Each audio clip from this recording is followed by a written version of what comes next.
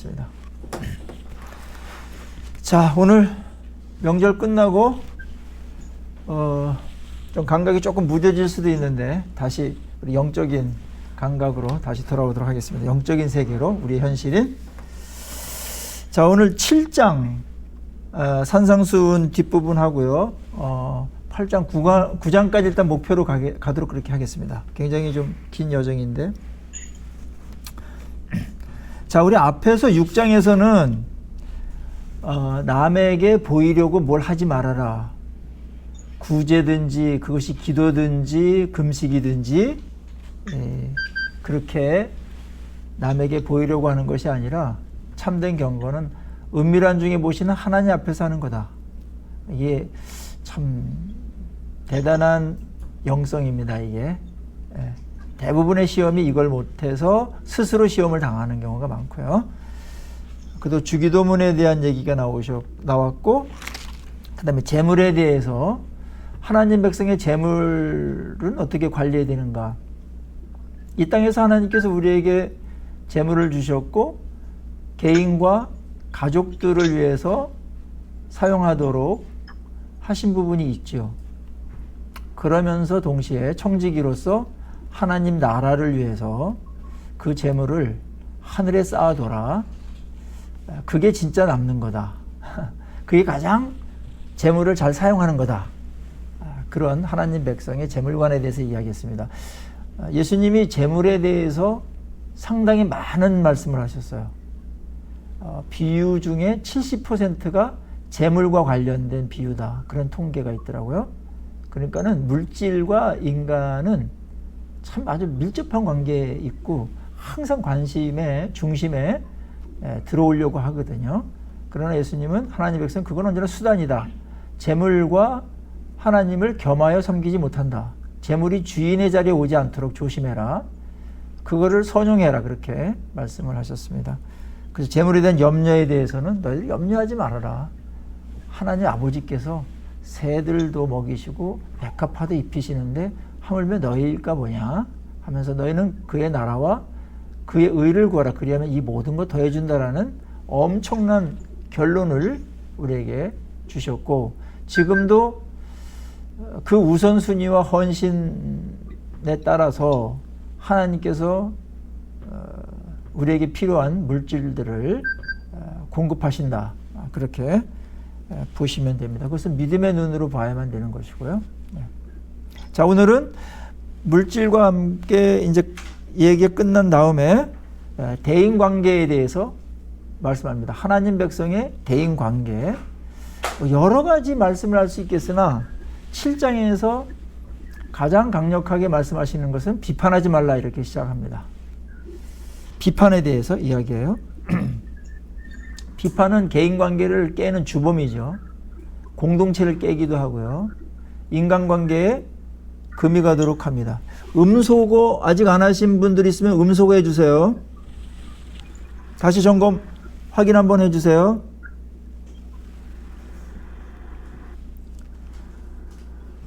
비판하지 말라는 얘기는 조금 정확한 해석이 필요한데, 쉽게 말하면 비난하지 말라는 얘기예요. 그러니까 심판하여 정죄하지 말아라. 가혹하게 평가하는 것, 부정적이고 파괴적이며 적극적으로 흠을 찾아내는 것, 그런 것들을 여기서 비판이라고 말합니다. 옳고 그른 것을 구별하는 데는 비판이 필요하죠. 그래서 성경은 비판은 금하지만 구별은 굉장히 장려한다. 뒷부분에 나오는 거 보면은 굉장히 그 구별을 장려하는 말씀들이 많습니다. 진짜와 가짜를 구별하는 거 중요합니다. 건강한 비판이 필요합니다.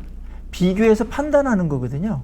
근데 목적이 남을 헐뜯거나 그 다음에 자기가 심판자의 자리에 서가지고 하나님의 자리에 있는 것처럼 그렇게 판단을 하고 그러는 것에 대해서 성경은 금합니다. 율법주의자들의 그런 정서와 분위기는 어땠는가? 비판의 영성이 있었어요. 그래서 바리새인들과 사두개인들, 제사장들 보면은 예수님 얼마나 비판하는지 모릅니다. 악의적인 비판들, 무너뜨리려는 비판들, 뭐 세우려고 하거나 옳은 걸 분별하고 하는 게 아니었어요. 그런 비판을 지금 얘기한 것이죠. 그래서 율법주의는 결국은 잘 믿어봐야 비판하는 쪽으로 다 갑니다. 그 사람들을 말로 다 쳐가지고 무너뜨리는 거, 깊은 상처를 주는 거, 비판은 언어 폭력이죠. 그래서 공동체는, 하나님의 백성의 공동체는 비판하는 것보다 뭐죠? 받아주고, 있는 그대로 받아주고, 그 다음에 구별해야 돼요. 그리고 함께 자라가고 하는 수용이 먼저다. 가족과 같다. 가족이 매일 비판만 하면은 집에 들어오고 싶겠습니까? 가족은 있는 그대로 받아들이고, 그 다음에 그런 좋은 관계성 속에서 하나씩 하나씩 성숙해가고 교정해 나가는 그런 수순을 밟게 됩니다.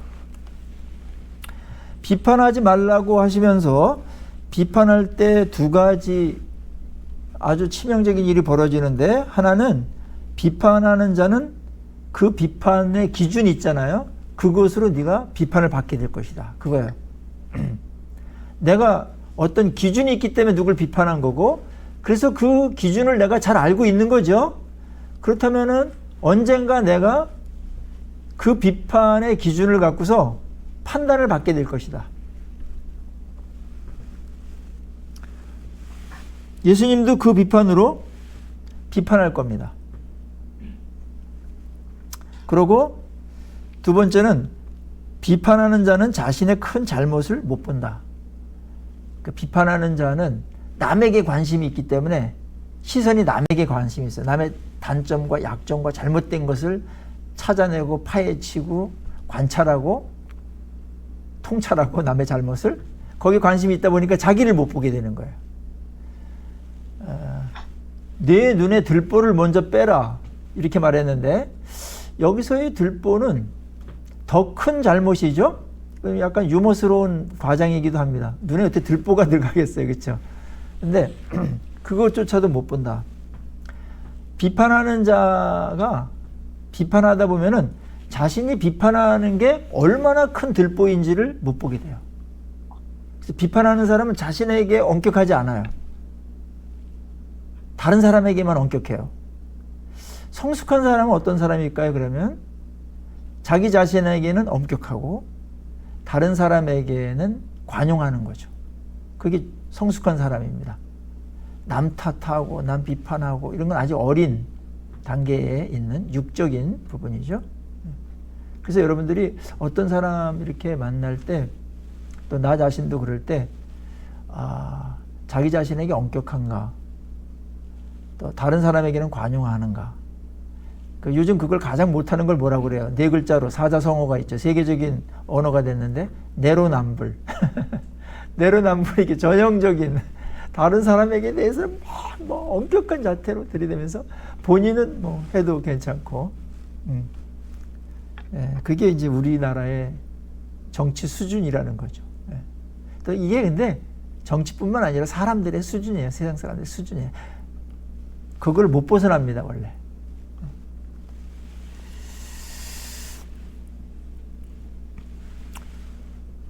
비판에 대해서 금하는 것은 누구를 절대적으로 평가하고 비판하고 정죄하는 것은 하나님의 고유한 권한이다. 그래서 내가 그 자리에 쓰는 것은 하나님의 고유한 권한을 찬탈하는, 하나님을 대신하는 그 자리에 쓰는 그런 교만일 수도 있습니다. 그런 면에서 비판하는 죄는 가볍다고 할 수가 없습니다. 그게 들보 중에 하나입니다. 여러분들도 경험하셨을 거예요. 다른 사람에 대해서 막 뭐 이렇게 뭐 하는데, 그거 하기 좋아하는 사람인데 본인이 그거를 하는 걸 모르는 그런 사람들도 종종 만날 수가 있죠. 말로다가 상처를 많이 주는데 그 사람이 나 누구 때문에 상처 많이 받았다 계속 그 말하는데 본인이 상처 입히는 거는 생각하지 못하는 경우가 있다. 자신을 성찰하고 돌아보면 아, 비판할 위치에 내가 안 있구나. 비판할 수 있는 주제가 내가 못 된다. 그건 원래 하나님이 하시는 일이지만 그 실력 면에서도 그럴 수 있어요. 우리가 하나님 말씀을 잘 살고 의롭게 살 때 조심해야 될 함정 하나가 뭐냐면은 내가 잘 사니까, 내가 좀 의롭게 괜찮게 살기 때문에 그렇게 못 사는 사람에 대해서 너무 가혹하고 너무나 폄훼하는, 무시하는 비판을 가하고 있지는 않은가. 그럴 자격이 있는 것 같아요. 그럼 그 사람은 겉으로 볼 땐 그렇게 살기 때문에 누구한테 그렇게 말하면 꼼짝도 말 못해요. 당해요. 그런 사람이 사실은 무서운 사람이죠.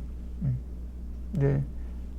그 사람은 한 단계 더 나가야 되는데 자신한테는 그렇게 하고, 또 그 다음에 실질적으로 동기나 내면에서 진짜 그런가도 돌이켜보면서 겸손하게 다른 사람들을 대하는 자리까지 가면 그렇게 잘 사는 것이 빛이 나기도 하고 도움이 되고 그러는데, 그걸 갖고 무기 삼아가지고 다른 사람을 비판할 자격이나 얻은 것처럼, 권세나 얻은 것처럼 하는 것은 공동체와 인간관계에 참 어렵다.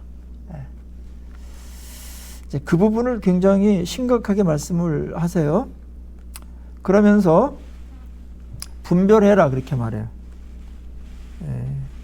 하나님과 그의 사역자를 멸시하고 악의적으로 비판하는 자, 그 사람들을 돼지에 비유했는데 돼지에게 진주를 주지 말아라. 뭐 그런 충고나 진리나 이런 것들을 가치를 모르는 사람에게 그걸 줄 필요는 없다. 구별하라는 것이죠. 그리고 기도에 대한 말씀이 7절서부터 11절 나와요. 산상수훈에 기도에 대한 얘기가 참 많이 나오죠. 하나님 백성의 삶의 방식 중에 하나가 기도이기 때문에 이제 주기도문과 남에게 보이려고 하지 말아라, 은밀한 중에 보시는 하나님께 갚으신다라는 것이 6장에 나왔고, 7장에서는 구하라, 찾으라, 두드리라, 유명한 말씀이죠. 근데 이것은 문맥적으로 보면은 구하라 그러면 얻을 것이요, 찾으라 그러면 찾을 것이요, 두드리라 그러면 열릴 것이니 구하는 이마다 얻을 것이고 찾는 이마다 찾을 것이고 두드리는 자에게 열릴 것이다 그랬죠. 그러면서 이제 아버지와 자녀들과의 관계를 해서 자녀가 떡을 달라는데 돌을 줄 자가 어디 있으며 생선을 달라는데 전갈을 줄 자가 어디 있냐, 하물며 너희 아버지일까 보냐. 악한 자라도 그렇게 하는데 하물며 하늘에 계신 아버지께서 너에게 구하는 자에게 좋은 것을 주시지 않겠냐. 이렇게 이제 기도에 대한 이야기를 해요. 굉장히 유명한 이제 기도문입니다. 근데 요거는 문맥적으로 보면은 무엇을 구하고 찾고 두드리고, 1차적인 적용은 문맥상 이런 거예요. 깔린 질문이 있는데 그것은 뭐냐면 비판하지 말라와 아직도 연결되어 있어요. 문맥이 튼튼하게 내부적으로. 그러면서 이겁니다. 비판하는 자의 명분이 뭐예요? 왜 비판해요? 그 사람을 고치려고. 그렇죠? 그 사람을 고치려고 내가 비판합니다. 고치고 선하게 만든다라는 거, 그 다음에 교정하는 거는 좋은 일이지만은 성경은 비판과 어떤 잘못을 찍어내고 그거를 비난하는 것으로다가 사람은 고쳐지지 않는다. 그걸 전제로 해요. 그러면 어떻게 고칠까? 정말 난 고치고 싶습니다. 저렇게 잘못하는 사람은 어떻게 하면 좋겠습니까? 그런 사람에게 기도해라 그거예요. 그 사람을 위해서 구하고 찾고 두드려라. 조금 더 점진적이죠. 그러면 하나님께서 좋은 것을 주시지 않겠냐. 누가복음에서는 똑같은 병행문으로다가 성령을 주시지 않겠냐.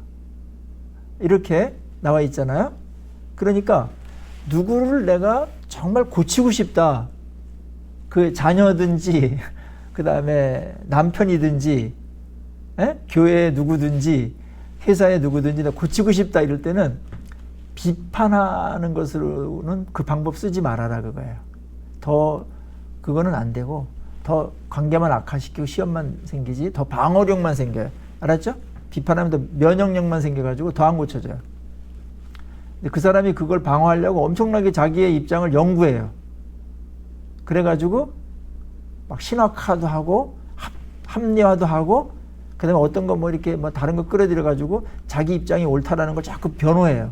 그러면 더 안 고쳐지는 거예요. 그쪽에 전문가가 돼버리기 때문에. 그렇게 끌고 가지 말고 기도해라. 하나님께 맡겨라. 그러면 성령께서 그 사람을 고치신다. 너희들의 기도를 들어줘서 고치신다. 그게 이제 오늘 비판하지 말라와 연관된 구하라, 찾으라, 두드리라 그렇게 하신 말씀이고, 이거는 그렇지만은 교정만을 위한 것은 아니고 조금 넓게는 우리의 기도의 일반적인 하나님의 약속이기도 합니다. 강력한 약속이죠. 기도 응답하시겠다라는 거예요. 여기서 하나님과 우리와의 관계를 자녀와 아버지와 관계로다가 말씀을 하시면서 이야기하잖아요. 너희 중에 누가 아들이 떡을 달라는 돌을 주냐? 돌은 뭐죠? 먹을 수 없는 거, 쓸데없는 걸 주겠냐? 쓸데없는 거 안 주신다는 거예요. 생선을 달라 하는데 전갈을 주겠냐? 전갈은 뭐예요? 위험한 것. 위험한 걸 주겠냐? 에? 뱀을 주겠냐? 이런 말. 에. 뱀 위험하죠. 전갈도 위험하고. 그거 주지 않는다. 쓸데없는 걸 주시거나 위험한 걸 주지 않는다. 좋은 걸 주신다. 그래서 우리가 뭘 구할 때 하나님은 이게 쓸데없는 건지 이게 위험한 건지 그거를 분별하시겠죠? 그래서 좋은 것으로 바꿔주세요. 그래서 일단은 여러분들이 하나님을 믿고 기도하는 게 중요해요. 언제나 내가 구하는 거는 최선이다. 그렇게 장담할 수가 없는 것들이 너무나 많아요. 당장은 최선 같지만 지나고 보면은 그게 최선이 아니고 시시한 것일 수도 있고, 그 다음에 나한테 그 시점에서는 위험한 것일 수도 있어요. 그래서 하나님은 좋은 것으로 주신다. 하나님의 그런 주시는 분의 그런 권한이에요. 언제 주실지도 하나님의 타이밍에 맞게 하나님께 주시고요. 무엇을 주실지도 하나님의 고유 권한이에요. 근데 우리는 뭐죠? 구하는 거예요. 하나님 이 시점에서 이게 최고 좋은 것 같습니다. 하나님 이거를 주십시오. 이제 구하는 거는 주로 이제 간구에 대한 내용인데 그런 거를 구해라. 그래서 찬송가에도 보면은 죄짐 맡은 우리 구주할 때 너희들이 구하지 않음으로 복을 얻지 못한다. 그런 말이 있죠. 야고보서에 있는 말도 너희들이 받지 못하면 구하지 않음이요. 구하여도 받지 못하면 정욕에 쓰려고 잘못 구하기 때문이다.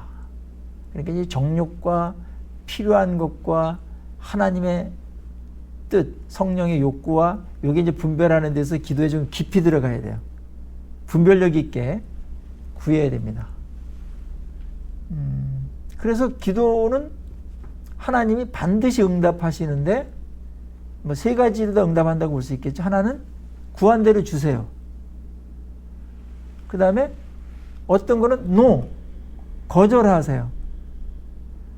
거절하는 것도 우리를 위해서 참 좋은 거예요. 우리 자녀들이 뭐 달라고 그러면 다 주지 않잖아요. 3살짜리, 4살짜리 우리 아이들이 엄마 도마에 있는 칼 주세요. 그거 칼 장난하게. 그럼 그거 어느 부모가 자녀를 주겠어요? 왜 안 주죠? 위험하니까. 근데 나중에 이 아이가 커가지고 무슨 요리를 한다든지 20살 돼가지고 그럼 그걸 줄 수 있죠. 네. 뭐 그런 게 많아요. 하나님이 거절하시는 것도 우리를 사랑하기 위한 것이고 그것도 좋은 응답입니다. 여러분들이 구한 대로 다 주신다면, 아마 교회 다니는 사람들이 구한 대로 다 주신다면 세상은 어떻게 될까요? 하나님 우리 아이 1등하게 해주세요. 다 구하면은 교실 한 칸에 한 명씩 있어야 되겠죠. 에? 전 학년에 한 명만 있어야 되겠죠. 예를 들자면. 그런 어떤, 근데 하나님의 공의나 성실이나 어떤 하나님의 그 통치하는 법칙과 원리들이 다 깨져버리겠죠. 그래서 하나님께 구하십시오. 그리고 하나님께 맡기십시오. 하나님, 저는 최선이 이거라고 생각돼서 비옵니다마는 하나님 보실 때 최선이 다른 게 있다면 바꿔주십시오. 하나님께 결정권을 맡기시는 것 하나님이 좋아하시죠. 어떤 거는 또 하나님께서 응답하시되 한참 있다가 응답하는 게 있어요. wait, 기다려라. 기다리는 중에 기도 제목이 바꿔질 수도 있고 철이 나서 그 다음에 그거를 받을 준비도 되고 그것의 가치가 얼마나 큰가, 그것이 얼마나 또 위험한 것인가, 또 어떻게 선용해야 되는가, 이런 부분까지도 하나님께서 가르쳐 준 뒤에 응답하시는 것들이 많죠. 그거는 믿음을 갖고 계속 구해야 됩니다. 한두 번 구하는 게 아니고 계속 이건 하나님의 뜻하고 방향이 맞아.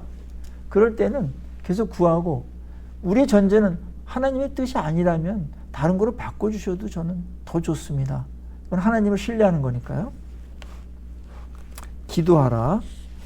그 다음에 그 유명한 황금률이 나오죠. 그러므로 무엇이든지 남에게 대접을 받고자 하는 대로 너희도 남을 대접하라. 이것이 율법이요 선지자니라. 그렇게 말씀합니다. 그러므로라는 말이 여기 나오죠. 좀 생뚱맞은 접속사인데 인과관계를 나타내잖아요.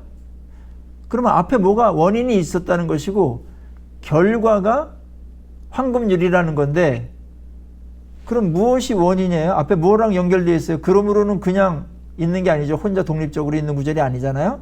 이거는 비판하지 말라. 그거랑 연결되어 있는 거예요. 비판하지 말라. 그러므로 무엇이든지 남에게 대접을 받고자 하는 대로 너희도 남을 대접하라.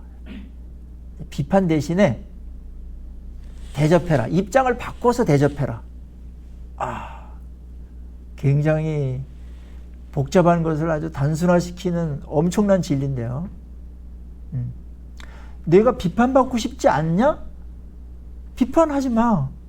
칭찬받고 싶냐? 칭찬해. 비난받고 싶지 않냐? 비난하지 마. 인정받고 싶니? 인정해. 얼마나 쉬워요. 간단하고. 입장을 바꿔놓고 생각할 때 이해가 되고요. 그 사람들이 성숙한 사람이고 사려 깊은 사람이죠. 하나님의 백성들이 그래야 된다는 거예요. 입장을 조금만 바꿔놓고 생각하면 지혜로워져요.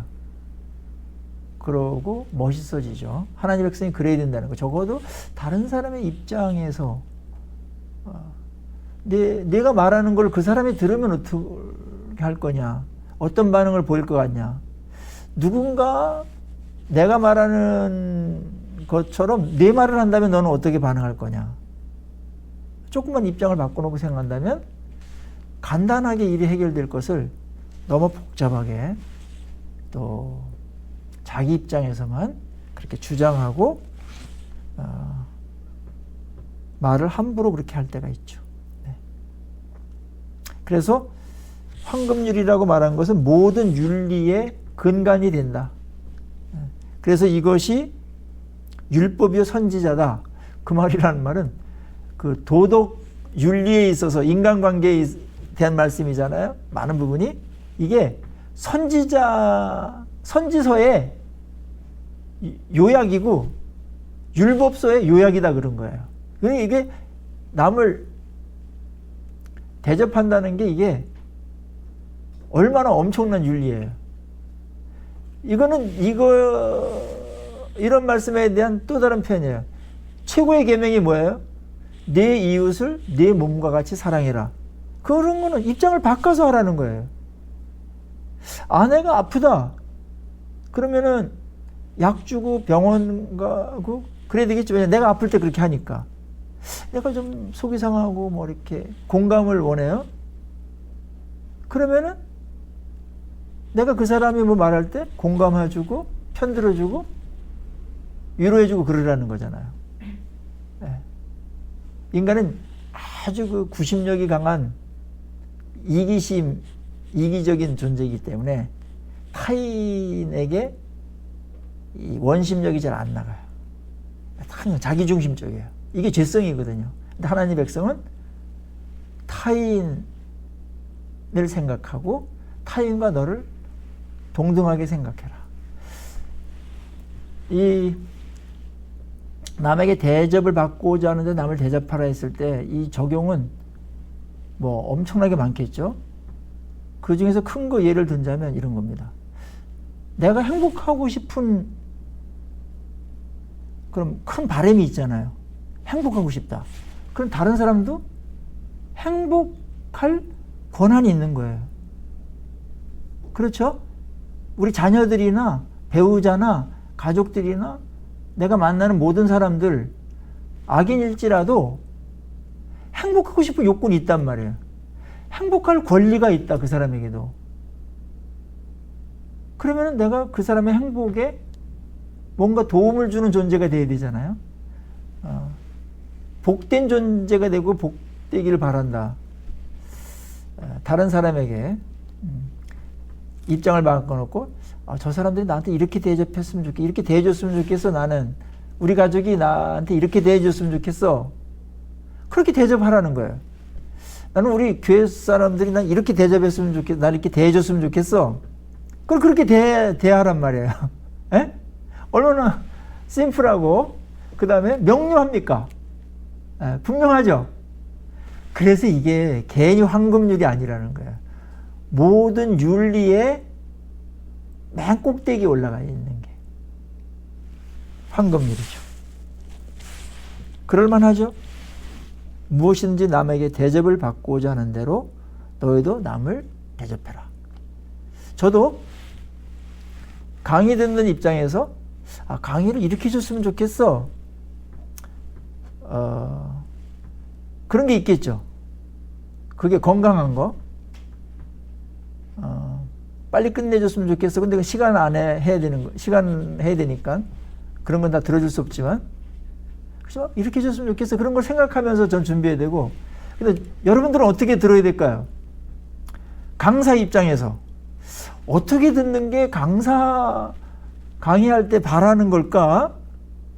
뭐 부엌 왔다 갔다 하고 뭐 그냥 TV 보면서 그냥 안 보면서 그냥 듣는 척하고 뭐 좀 찔린 사람도 있을지 모르겠지만 그러는 게 강사가 원하는 걸까? 아니면 귀담아 듣고 이왕 듣는 거 열심히 듣자, 하나님 말씀인데 하면서 메모도 하고 아멘도 하고 그렇게 은혜롭게 듣는 게 강사가 원하는 걸까?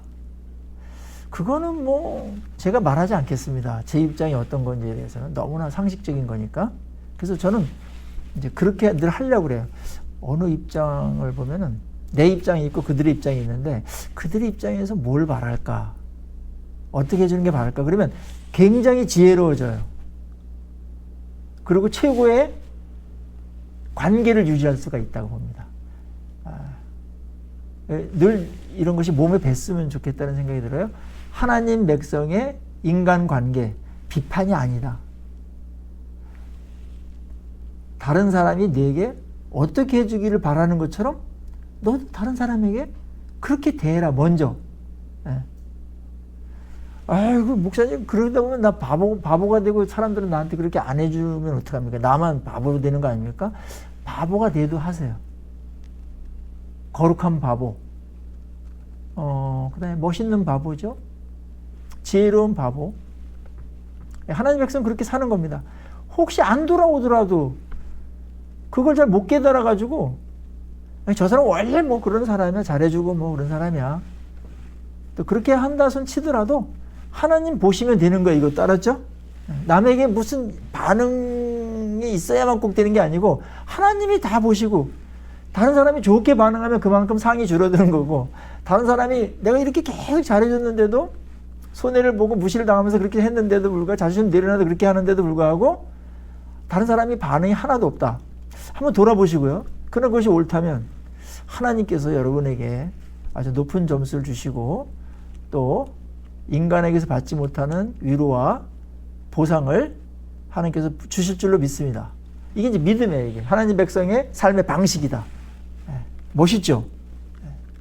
굉장히 뭔가 이렇게 막 어지럽혔던 게 정돈되는 것 같지 않아요? 심플해요. 역지사지해라.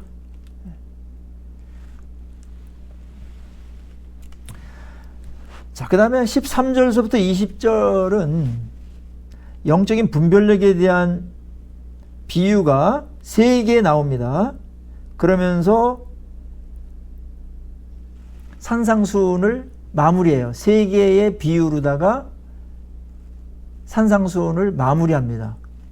근데 그것은 다 분별력과 관계된 것이라는 거예요. 앞에는 비판하지 말라 했는데 분별력에 대한 것을 세 개 길게 늘어놓고 있습니다. 첫 번째는 좁은 문, 좁은 길에 대한 이야기죠. 좁은 문으로 들어가라. 멸망으로 인도하는 문은 크고 길이 넓어 그리로 들어가는 자가 많고 생명으로 인도하는 문은 좁고 길이 협착하여 찾는 자가 적음이라. 좁은 문은 구원의 길이죠. 구원의 길은 아주 좁아요. 유일한 길이에요. 예수 그리스도를 나의 구주로 믿어야만 되는, 예수를 영접하는 문, 예수의 문으로 들어가야 돼. 예수의 문으로. 좁아요. 그래서 세상 사람들은 구원의 길이 많다. 서울 가는데 뭐 저쪽 중앙고속도로로 가도 되고 중부고속도로로 가도 되고 경부고속도로 가도 되고 비행기 타고 가도 되고 자전거 타고 가도 되고 다 서울만 가면 된다. 그게 이제 다원주의입니다. 포스트 모던. 성경은 그렇게 길을 제시하고 있지 않아요. 문은 하나예요. 오직 예수 그리스도를 믿는 자만 구원을 받는다. 다른 이름을 주지 않았다. 다른 문을 허락하지 않아요. 성경은. 그런 면에서 굉장히 편협하고 독선적입니다.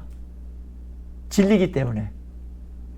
그래서 다른 다원주의자들은, 또 기독교 내에서 어떤 사람은 왜 그렇게 기독교가 옹졸하냐, 좀 관용하고 다른 데도 좀 인정하자, 다른 종교도 인정하고 그러자, 왜 우리만 구원이 있다고 그러냐, 기독교 너희들만 왜 구원이 있다고 다른 데 없다고 그러냐.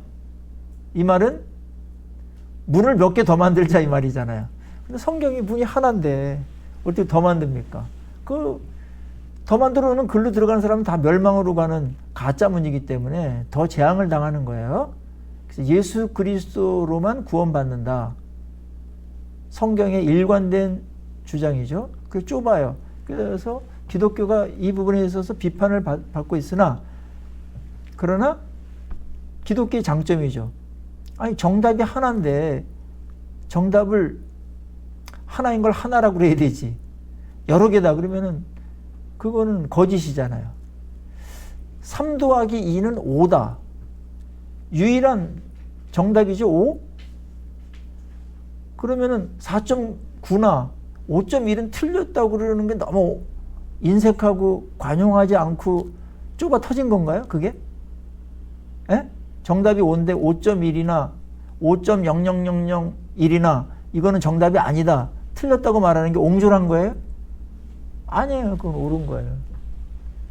물론 예수님과 성경은 다른 부분에 있어서, 구원을 제한 다른 부분에 있어서 엄청나게 포용적이에요. 다른 데보다. 에? 성격이나 그 사람의 스타일이나 기질이나 그 다음에 이 세상 삶의 다양한 방법이나 얼굴 생김새나 뭐 이런 거에 대해서는 그 어떤 가르침보다도 성경만큼, 창조적인 신앙만큼 넓은 데가 없어요. 하나님 원래 넓은 분이시거든요. 다양한 걸 좋아하시는 분이잖아요. 그러니까 꽃도 몇 개 안 만들고 수만 가지 꽃을 만들어놨고, 에? 동물들도 뭐 곤충들도 뭐 한 수십 개만 해도 인간 뭐보다 외우기도 어려운데 수만 가지의 동식물을 만들어놨잖아요. 하나님이 얼마나 다양한 걸 좋아하시는지 모르는데 구원은 아니다. 그래서 그것이 좁은 문으로 들어가라는 얘기고, 근데 좁은 문으로 들어갔을 때 길이 평탄대로면 얼마나 좋겠어요. 근데 그 문으로 들어갔더니 길도 협착해. 그래서 찾는 데가 별로 없어. 그래서 여기서 이제 그리스도인들이 협착한 길을 걷는 거예요. 세상적으로 볼 때 협착한 길이죠. 그거는 영생의 길이기 때문에, 또 세상 길하고는 달라요. 고속도로가 아니에요. 신앙의 길은 험산 줄령을 넘고 사망의 음침한 골짜기도 지나는 것 같고 그래요. 무슨 뭐 푸른 초장도 있고 쉴만한 물가도 있어요. 그러나 그 길이 협착하다. 여기서 세상과 다른 길인데 이 협착한 길은 하나님 백성들이 걸어야 될 길이죠. 가까운 문맥에서 항상 정답을 찾아야 되는데 여기서 협착한 길은 어떤 길일까요? 본문에서 산상수훈을 지키는 길이에요. 산상수훈대로 살아가는 길. 팔복을 복으로 여기며 살아가는 길. 뭔가 구제나 뭐 좋은 거 할 때 하나님 보고 다른 사람 평판이나 이런 거 의식하지 않고 하나님만 아시면 됐다 하면서 묵묵히 그 길을 걸어가는 거예요. 이게 사실은 쉽지 않은 길이잖아요. 예? 그리고 황금률과 같이 기준을 갖고 살아가는 거, 삶의 방식을 갖고 그래. 근데 그게 익숙해지면은 험산출령이라도 익숙해지면 또 쉽게 갈 수가 있어요. 그리고 이게 진짜 제대로 된 길이네. 그걸 알 수가 있습니다. 넓다고 좋은 길 아닙니다. 세상 사람들이 다 가는 길은 그냥 다 가니까 넓어 보이고 쉬워 보이고 그러나 거기도 나름대로의 평탄대로가 아니에요. 거기도. 그들은 정답을 모르고 가는 것이고 허망해요. 가면서 허망해요. 우리는 산상수훈의 길, 하나님 말씀대로 가는 그 길, 그게 왜 길인데 이 세상과 맞지 않기 때문에 힘든 거예요. 그러나 그 길이 옳기 때문에 가는 것이고 진리이기 때문에 가는 것이고 우리의 구원자이신 예수님께서 가라고 한 길이기 때문에 가는 것이니까 가는 것만큼 여러분이 잘 사는 것이고 가는 것만큼 성공적인 인생을 살아가는 것이고 가면서 왜 이 길을 가게 하셨는가 그런 많은 하나님의 결과들 하나님이 주시는 결과들을 맛보게 될 거예요. 그래서 그렇게 하셨구나. 괜히 괴롭히려고 협착한 길을 가려고 하는 게 아니구나. 세상과 비교했을 때 협착한 길이라는 거예요. 이 길은 정말 멋있는 길입니다. 가면서도 이 길 가길 잘했다. 뒤돌아보면서 이 길 가길 잘했다. 여러분 여태까지 예수 믿으면서 순종하면서 이렇게 열심히 여기까지 왔는데 괜히 일찍 믿어가지고 이런 협착한 길 간다고 생각하시나요? 아니면 이 길 정말 가길 잘했네, 오길 잘했네 그렇게 생각하시나요? 이 길 정말 가길 잘하셨죠? 진리의 길이에요. 옳은 길이고 하나님이 인정하는 길이에요. 그리고 최선의 길이에요. 그걸 하나님만이 알아요. 최선을 우리가 몰라요. 하나님만이 아세요. 근데 얼마나 감사한 길입니까? 두 가지 길에 대해서 계속 얘기해요. 열매로 분별해라. 15절에서 20절 사이에 이야기합니다. 15절에 보면 거짓 선지자들을 삼가라. 양의 옷을 입고 너희에게 나오나 속에는 노략질하는 일이다. 이때도 이제 이런 거짓 선지자들이 있었죠. 진리를 잘못 가르치는 그런 자들 삼가라. 겉은 양인데 속은 일이다.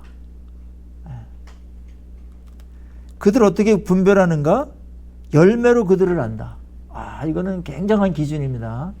열매로 그들을 안다. 말하는 거 갖고도 잘 모르고 또 그들의 열정 갖고도 몰라요. 결국은 그들의 열매를 보고서 그 사람 자체 그 열매가 맺힌 나무 그게 이런 나무였구나. 그걸 안다라는 거거든요.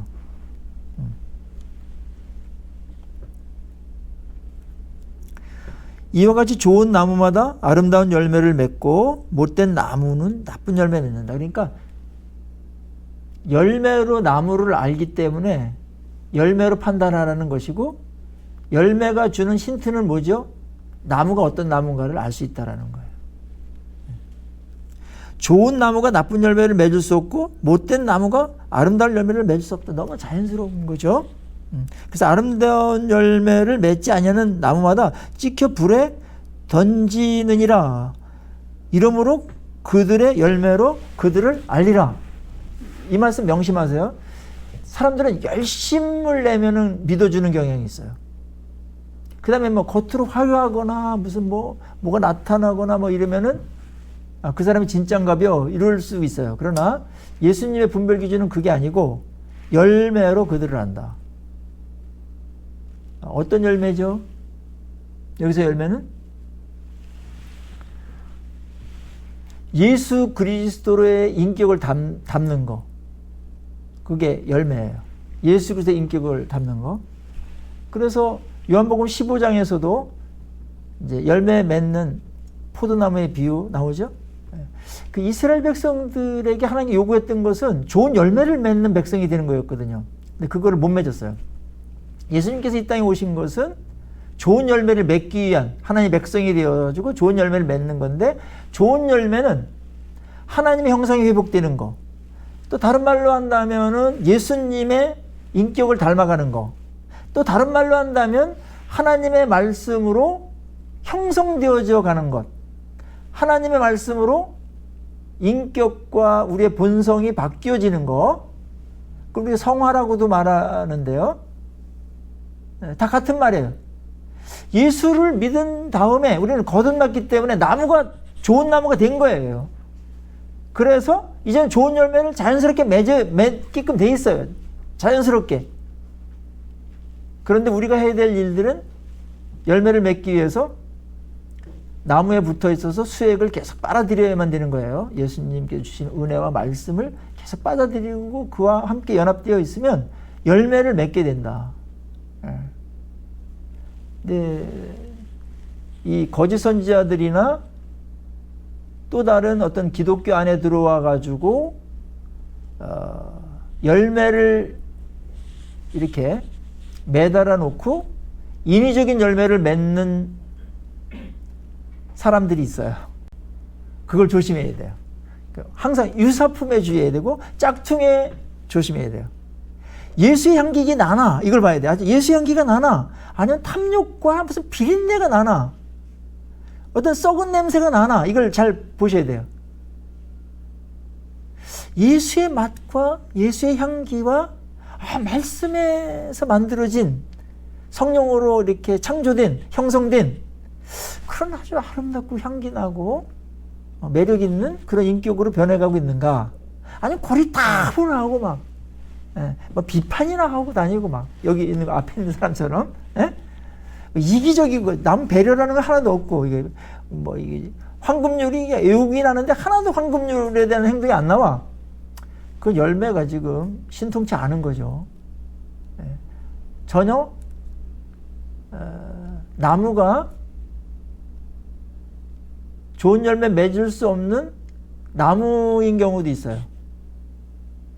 또 어떤 사람들은 나무는 변했는데 너무나 신통치 않은 열매를 맺는 사람들도 있어요. 그 사람은 그래도 구원은 받을 거예요. 근데 하나님께서 원하시는 것은 풍성한 열매를 많이 맺게 하는 거거든요. 그거는 우리가 말씀을 섭취하고 예수님하고의 좋은 사귐과 관계가 있을 때, 그때 성령께서 우리에게 열매를 맺게 하신다. 이게 언어의 열매, 인격의 열매 많이 있어요. 전도의 열매, 사역의 열매도 있고요. 근데 여기서는 이제 예수님을 닮은 인격의 열매를 말하고, 이렇게 생각하면 돼요. 산상수적으로 살아가나? 만들어져 가고 있나? 저 사람이. 내가. 산상수의 그런 사람으로 만들어져 가고 있나? 특별히 팔복의 사람으로 만들어져 가고 있나? 그거 보면은 좀 정확하게 열매를 알 수가 있어요. 팔복의 열매는 아름답고 향기나고 맛이 있어요. 빛나고 맛을 내요.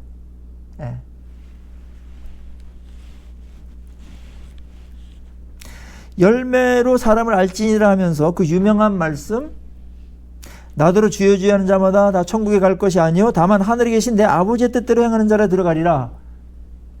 그런 말씀이 나옵니다. 아버지의 뜻대로 행하는 자라야 들어간다.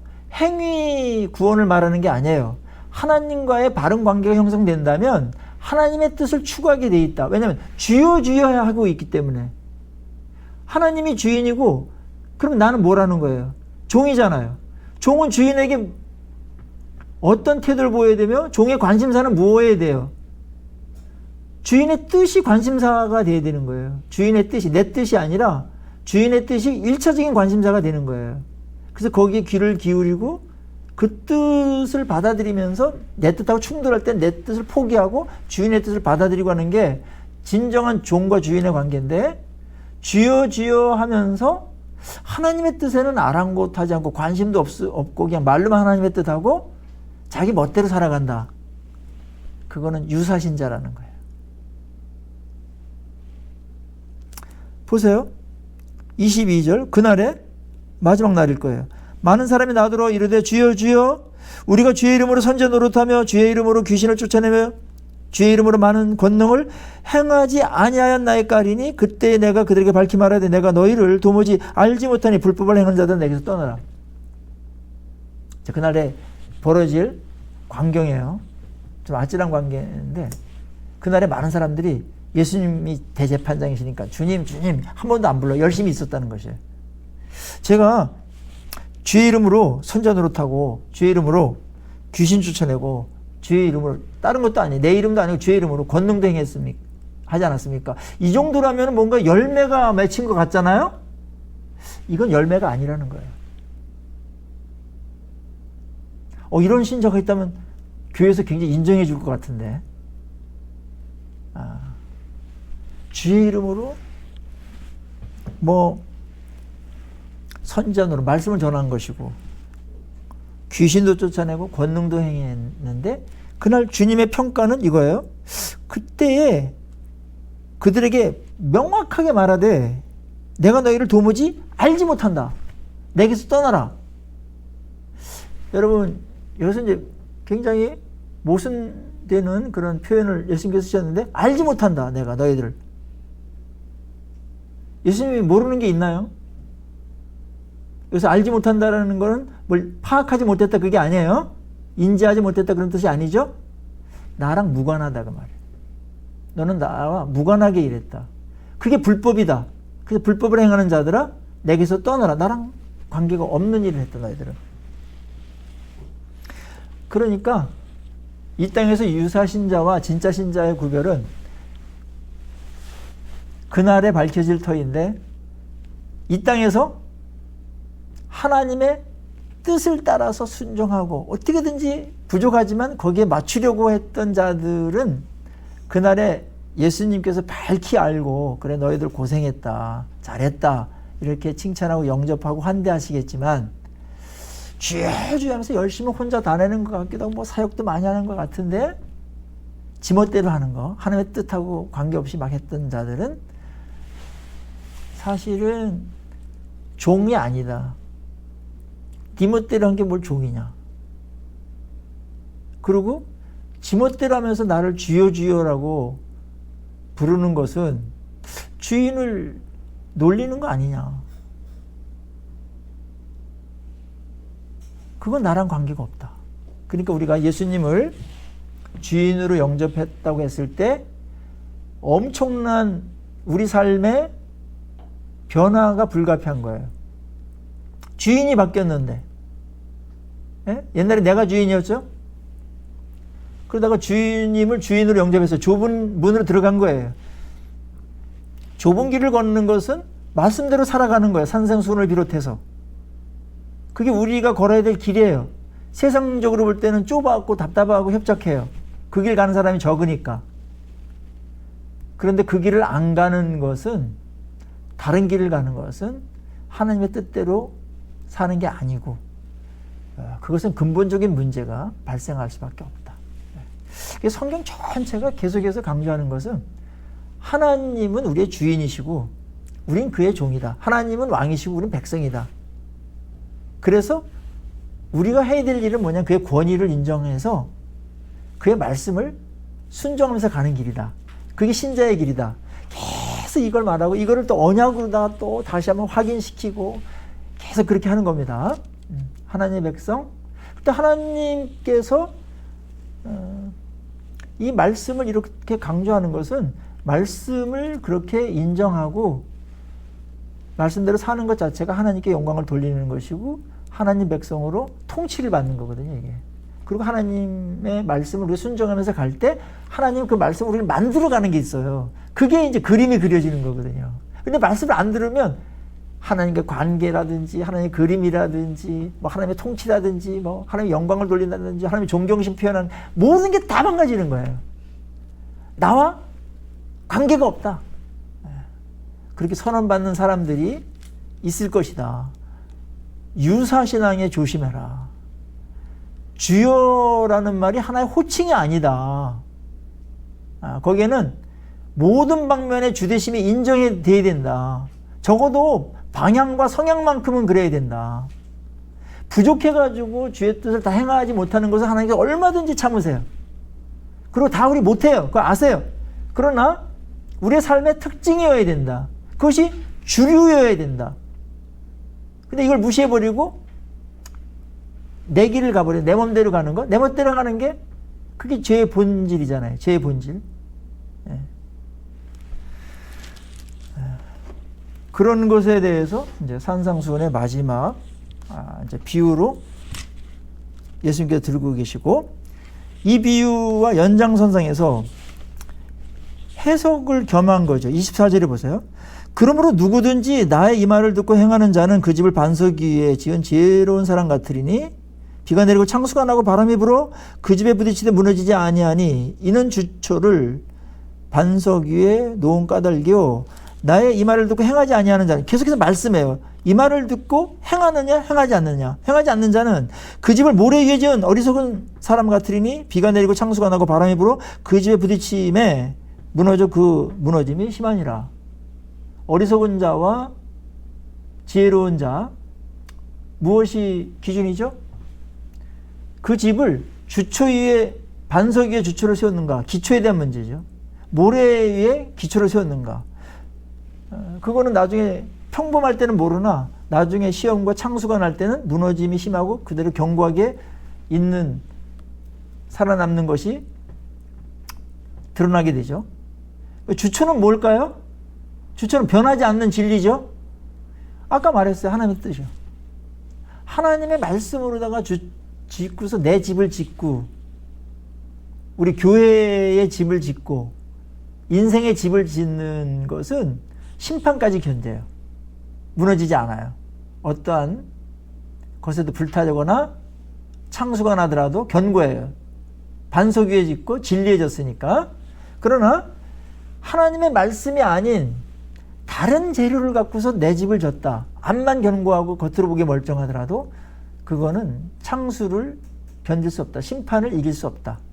그런 면에서 지혜로운 자는 하나님의 말씀으로 집을 짓는 자고요. 내 인생의 집을. 그 다음에 어리석은 자는 하나님의 말씀 외에 다른 것 갖고 자기 집을 짓는 자다. 계속해서 말씀으로 집을 지어라.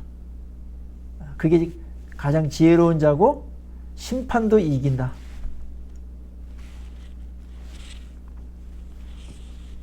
이거는 이제 시편 1편의 뒷부분 의인의 기는 여호와께서 인정하시나 악인의 기는 망하리로다 그 말이 있어요. 여기서 의인은 하나님 말씀대로 살아가는 자를 말하는 거예요. 앞에 이제 묵상하면서 하나님 말씀대로 살아가는 자. 그래서 의인의 길은 여호와께서 인정하시지만 안 무너진다는 거예요. 악인의 길, 하나님의 말씀을 떠나서 살아가는 사람들, 그런 사람들은 망한다. 무너짐이 심하다. 같이 통하는 구절이라고 볼 수가 있습니다. 자, 산상수훈이 여기까지 본론이 끝나고 28, 29절이 반응으로 나와 있는데 굉장히 중요한 구절이에요. 예수께서 이 말씀을 마치심에 무리들이 그의 가르치심에 무리의 반응이 나와요. 가르치심에 놀랐어요. 이는 그 가르치시는 것이 권위 있는 자와 같고 그들의 서기관들과 같지 아니함이라. 자, 산상수훈은 예수님의 말씀으로 시작해서 관심을 가르친 내용에서 가르치시는 예수님에게로 시선을 이동시켜요. 산상수훈은 왜 위대할까요? 가르침이 위대해서 그럴까요? 뭐 그런 점도 있어요. 무신론자들까지, 타 종교의 지도자들까지 산상수훈만큼은 높이 평가했습니다. 너무나 그 가르침이 지혜롭고 높은 도덕률과 윤리성을, 또 인간의 근본적인 문제를 터치하면서 정리를 해줬기 때문에 다 놀랬죠. 심지어는 회교 스피니교파의 한 선생은 나는 산상설교를 읽었을 때 눈물을 흘리지 않을 수 없었다, 이렇게 감동 어린 고백을 한 적이 있습니다. 그러나 산상수훈의 내용만 위대하기 때문에 이 내용이 산상수훈이 위대한 게 아니고, 산상수훈을 하신 분이 어떤 분인가에 따라서 위대함은 달라지는 거죠. 산상수훈을 말씀하신 분이 바로 천지 만물을 창조하신, 또 우리의 구원자로 오신 하나님의 아들이신 메시아이신 예수 그리스도께서 하셨기 때문에 산상수훈이 위대한 겁니다. 그리고 산상수훈의 권위가 거기 있는 것이고요. 우리는 왜 우리의 삶의 방식과 기준들을 다 내려놓고 산상수훈에 우리의 방식과 기준을 맞춰야 될까요? 내용이 좋아서요? 우리한테 유익하기 때문에요? 아니에요. 그 말씀을 하신 분이 우리의 메시아이기 때문에 그렇습니다. 우리는 이 산상수훈의 설교의 위대함을 넘어서서 그 말씀하신 분에게로 나가야 돼요. 내용이 좋기 때문 이전에 절대 권세를 가지신 분이 이 말씀을 하셨다라는 것, 거기에 말씀에 권위가 있고 위대함이 있는 겁니다. 그래서 윤리도덕으로 논어나 맹자나 타종교에서도 유사한 말, 유사한 도덕률을 말할 수 있어 더 멋있게 말하는 것도 있을 거예요. 그러나 그거랑 다른 게 뭐죠? 말한 자가 다르다는 거예요. 그래서 똑같이 사랑하라, 역지사지해라, 그렇게 말을 하더라도 인생의 주인이시고 우리를 창조하신 구원자 되신 진리이신 그분이 말씀하셨기 때문에 한 인간이 깨달아서 그 말을 한 것과는 비교할 수 없을 정도로 위대한 것이며 권위를 갖고 있는 것이고, 우리는 그 권위에 순종하고 그 권위 앞에 복종하는 것이죠. 그래서 내용만 좋다고 따라가는 사람은 내용이 나쁘면 순종 안 할 거 아니에요. 유익을 따라가는 사람은 나한테 손해가 되면 안 할 거 아니에요. 한국 기독교에 있어서 깍쟁이들이 많이 발생했는데 내가 좋은 건 밑줄 까지 외우고 다니고, 아닌 거는 좀 어려운 말씀은 그냥 버리고 없는 것처럼 이렇게 애써 외면하고, 이러다 보니까 깍쟁이들이 나온 건데, 그거는 우리의 선택이 아닙니다. 그거는 하나님을 우리가 말씀의 주인이신 것을 놓쳤기 때문에 그런 것이죠. 그분이 얼마나 어마어마한 분이며 엄청난 권세와 권위로 이 말씀을 하셨는가를 안다면 우리는 자연스럽게 순종할 수 있을 거예요. 사실은 산상수훈을 순종할 수 있냐 없냐는 것은 내용에 대한 문제가 아니고 그분이 누구냐, 산상수훈을 말씀하신 분이 누구냐, 여기에 결정되는 겁니다. 예를 들어 보겠어요. 어느 노숙자가, 좀 똑똑한 노숙자가 당신 인생 이렇게 사세요, 이렇게 말한 것과, 아니면은 아주 굉장히 권위 있고 인정받고 존경받는 어떤 대학자가, 또 어떤 목사님이 그렇게 말한 거랑은 받아들이는 게 다르겠죠. 뭐 그건 다 그래도 인간이라 뭐 그냥 큰 차이는 없을 수 있겠으나 이건 차원이 다르신 예수님이 말씀하신 거예요. 그래서 우리는 그거를 그냥 받아들이고 그분을 주인의 말이니까 권위 있게 받아들이고 주인의 뜻이 그러시다면 제가 이렇게 하겠습니다. 그렇게 하는 것이 순종의 첫 발자국을 잘 띄는 것이고요. 그 권위와 함께 연결될 때 우리가 순종의 사람이 될 수 있다는 겁니다. 우리가 순종하기 어렵다느니 막한 것은 말씀 자체가 협착하고 어려운 면이 없는 게 아니에요. 그러나 그것보다 더 문제가 되는 것은 누구의 말인가를 놓쳐서 메신저가 누구인가를 놓쳤기 때문에 오는 경우들이 많다. 오늘 산상수훈의 위대함 여기까지 하고요. 이제 산상수훈이 끝난 다음에 8장과 9장서부터는 말씀하셨으니까 뭘 해야 될까요? 하나님께서 하나님 나라에 대한 대헌장을 선포하시고 하나님의 나라라는 건 이런 거다 하는 그 엄청난 그런 기적과 능력을 보여주시는 그런 단계로다가 나가게 될 겁니다. 잠시 쉬었다가 한 5분 쉬겠습니다. 5분 쉬었다가 강의 다시 시작하도록 하겠습니다.